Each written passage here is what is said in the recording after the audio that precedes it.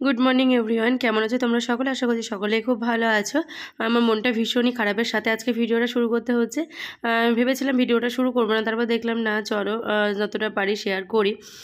কারণ এগুলোই হচ্ছে ওই স্মৃতির পাতায় আর কি জমা থাকুক। কি বলো তো, দিনটা সেই দেখতে দেখতে চলেই এলো। জানি না সময় যদি সময় তো সময়ের পথেই চলতে থাকে, যদি সময়টা এখানেই থমকে যেত তাহলে আমাদের দুজনে একসাথে এখানেই আর কি থাকতাম। কিন্তু সেটা তো হবে না, সময় সময়ের গতিতেই চলতে থাকবে, আর সময়ের সাথে সাথে আমাদের সব কিছু আর কি পরিবর্তন করে আমাদের মানিয়ে নিয়েই চলতে হবে, এটাই আর কি কথা। যাক, আজকে দেখতে দেখতে সেই দিনটাই চলে এলো। তোমাদের দাদাভাই আজকে আর কি ডিউটি যাওয়ার দিন। তো আমি সকালে উঠে একদম আর কি একটু ব্রাশ করেই বসে গেছি এদিকে আটাটা মেখে লুচি করতে। তো মা ওইদিকে বুঝতে পারছো, বাড়িতে তো আমাদের পাপা সোনা আছে, তার দেখভাল সব কিছু করে মার এদিকে সংসার সামলিয়ে অনেকটা ব্যাপার আছে।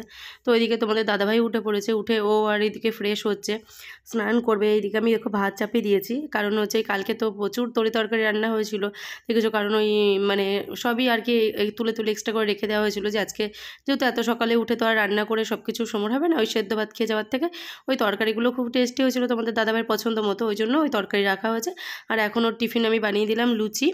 তো গরম গরম লুচি, আর এই যে কালকে যে পুঁই শাকটা হয়েছিল ওটা এতটাই ভালো হয়েছিল, আর ও তো পুঁই শাকের ঘ্যাটটা পছন্দ করে, ওই জন্য ওটা রেখেই দেওয়া হয়েছিল যে ও খাবার নিয়ে যাবে। তো লুচি করেছি এখানে গমের আটা দিয়ে করেছি, কারণ কি বলতো, এই টেনে বাসে সবসময় না রোলার ময়দাটা খাওয়াটা ঠিক না, অনেকটা হজমের প্রবলেম হয়। তো আর এখানে তোমার হচ্ছে সাদা রসগোল্লা আর কালো দিয়েছি, ও এইগুলো দিয়ে লুচি, যেহেতু মিষ্টিটা খুব পছন্দ করে তো এগুলো দিয়ে খেয়ে নেবে। তো বাবা মিষ্টিটা নিয়ে আসলো আর আমি টিফিনটা গুছিয়ে দিলাম, তার সাথে ওই লাড্ডু টাড্ডু ছিল, আরও মিষ্টি ছিল, ওখানে নিয়ে যাবে। তো এইদিকে ওকে আমি খাবারটাও দিয়ে দিয়েছি, ভাতটা বেড়ে। আর মা তো এইদিকে বাদ বাকি সব বাইরের কাজ টাজগুলো সেরে নিল।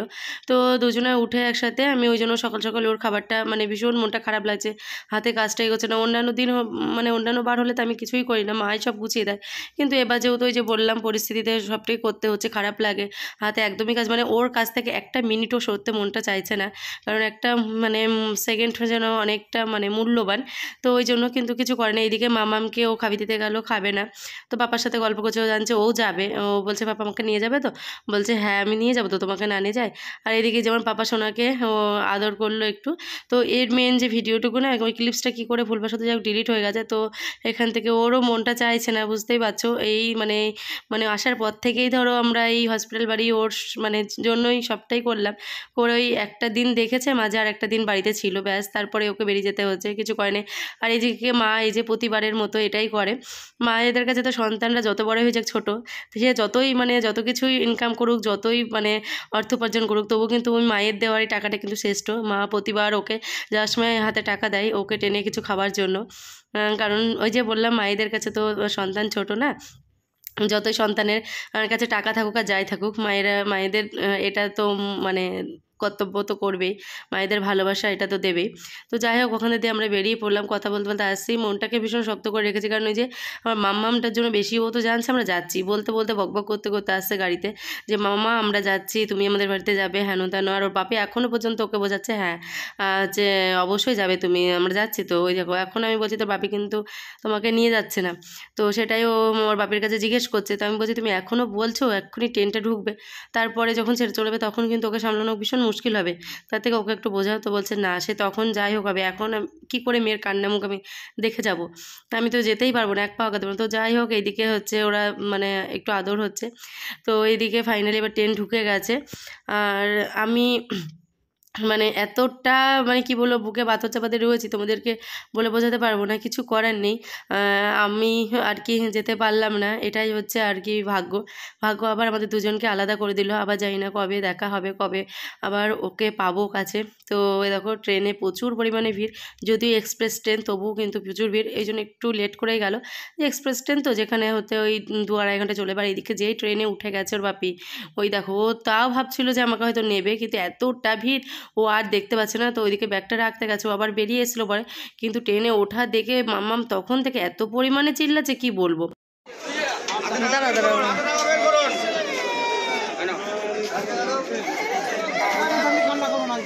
চলো টাটা কর দাও, বাপিকে টাটা কর দাও।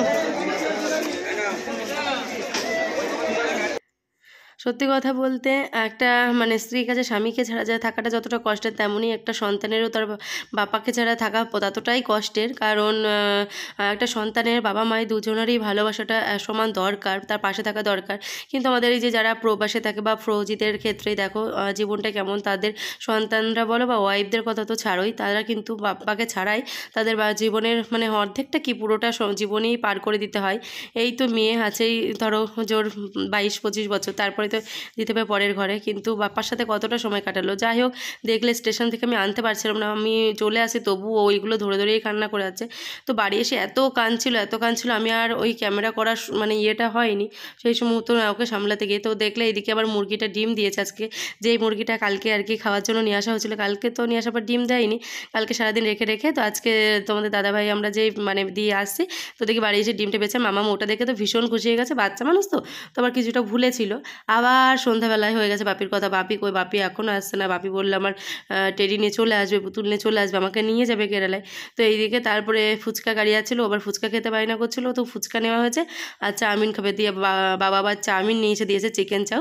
তো আমি টেস্ট করে দেখলাম দারুণ। তো ও ফুচকা খেয়ে আবার মায়ের সাথে গেল ওইদিকে একটু ঘুরতে, আর এখন বাকি ফুচকাগুলো আমি খেয়ে নেবো, ও আর মা খেয়ে গেল, আর বোন তো ফুচকা খাবে না, ওই চিকেন চাউটা এখন আমি বোন মিলে খেয়ে নেবো। তো ফুচকা টুচকা খাওয়ার পরে সারাদিন তো ভীষণ মুড অফ করেছিলাম, ওই যে ভিডিওই করিনি, আর মেয়ে যা কান্নাকাটি করছিল, তারপরে না আর ক্যামেরার সামনে সত্যি আসতে ভালো লাগেনি, না ওই পরিস্থিতিতে ক্যামেরা করার সময় কোনোটাই ভালো লাগেনি। তো যাই হোক, তারপরে সন্ধ্যাবেলায় চিকেন চাও খাওয়ার পরে, চাউমিন ফুচকা খাওয়ার পরে এত পরিমাণে একাল করে ঝড় উঠেছে কি বলবো তোমাদেরকে। আর আমার এবার কাকিদের মানে আমাদের রান্নাঘরের পাশে যে আম গাছটা, এত পরিমাণে আম ধরেছে, এত পরিমাণে যে একটু হাওয়া উঠলেই না বড় বড় ডাল পুরো ভেঙে ভেঙে পড়ছে, আর প্রচুর আম কি বলবো। আর দেখো এই মানে ঝড় জলের মধ্যে আমি বেরিয়ে পড়েছি। তো এই যে আমটা খুঁটছি না, এটা যে কতটা আনন্দ সেই শৈশব বেলাটা।